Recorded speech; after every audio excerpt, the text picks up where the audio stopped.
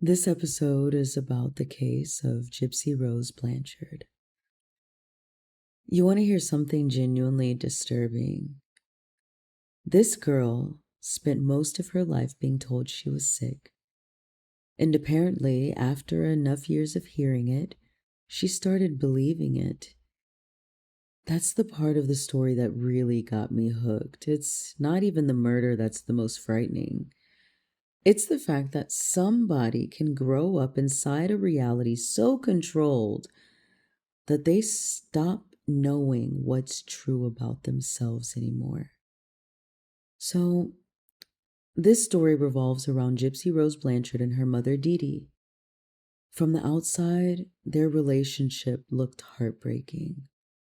Gypsy was presented as severely ill for most of her childhood, so wheelchair, feeding tube, medical conditions.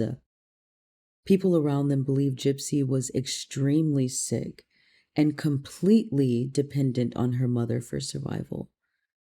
Honestly, if you saw them in public, nothing about it would immediately seem suspicious.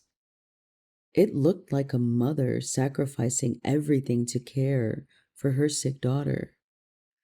That's what makes this whole story feel so psychologically strange, because apparently underneath all of that care, reality was being quietly controlled. According to investigators later on, many of Gypsy's illnesses were either exaggerated or completely fabricated by her mother. And when I learned about this case, I remember thinking about how terrifying it would be to grow up with somebody constantly telling you who you are. And imagine that person is your parent. As a kid, your understanding of reality mostly comes from the adults around you. So if the person raising you keeps insisting, you're sick, you're fragile, you can't survive without me, eventually, how are you supposed to know otherwise? That's the part of this case that feels so claustrophobic psychologically, because apparently Gypsy wasn't just being controlled physically. Her identity itself seemed controlled. The way she spoke, the way she acted, the way she understood herself. Over time, it seemed like the line between performance and reality, it became harder and harder to separate, because if somebody controls your environment long enough, eventually they start shaping the way you see yourself too. One thing that really stayed with me while reading about this case was how isolated Gypsy apparently became from normal life. According to the reports, her mother closely monitored her interactions, limited her independence, and controlled huge parts of her day-to-day reality. And isolation does something to people mentally.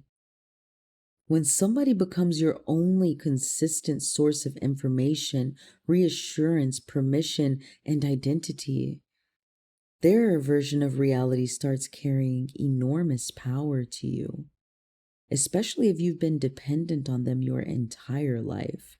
And apparently, as Gypsy got older, she slowly started realizing parts of her reality might not be true, though. She may not actually be as sick as she'd been told. That her life may have been built around a lie she didn't even fully understand yet. Honestly, I can't even imagine how psychologically destabilizing that realization must feel, to suddenly question not just your situation, but your entire identity. Think about that for a second. If somebody has controlled your reality since childhood, what happens when you finally start seeing cracks in it? What happens when you realize the person you depend on most might also be the person distorting your entire life?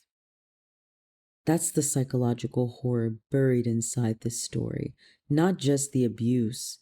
Reality confusion, identity confusion, the terrifying feeling of not knowing which parts of yourself are actually real.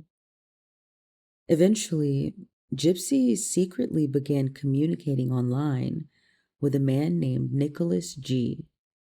And over time, the relationship apparently became emotionally intense rather quickly, which honestly makes sense psychologically because if somebody spends most of their life controlled and isolated, the first person who makes them feel seen, understood, or emotionally free can suddenly become incredibly important, maybe dangerously important. And then the story takes its turn into something horrible. In 2015, Dee Dee Blanchard was found stabbed to death inside their home.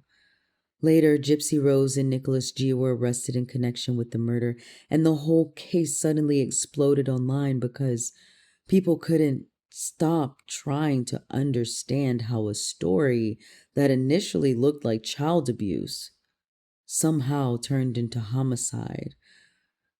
But the more I read about it, the more tragic the entire thing actually was because this wasn't just somebody snapping. Gypsy didn't just snap. This was years of manipulation, dependency, confusion, control, and isolation collapsing in on themselves all at once on her. There's something deeply unsettling about the idea that a person can grow up so controlled that they stop fully knowing who they are from outside of somebody else's version of them, especially when the manipulation starts young enough, because children don't naturally question the reality they're handed, they absorb it. And if that reality is distorted long enough, sometimes the distortion becomes part of their identity. I think that's what makes this case powerful, not because it's just shocking. A lot of true crime stories are shocking.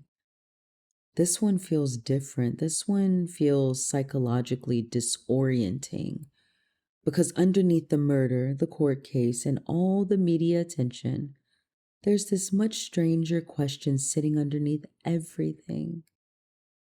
Who would Gypsy Rose have been if she had been allowed to become herself from the beginning? I think that's the part of the story that feels the saddest.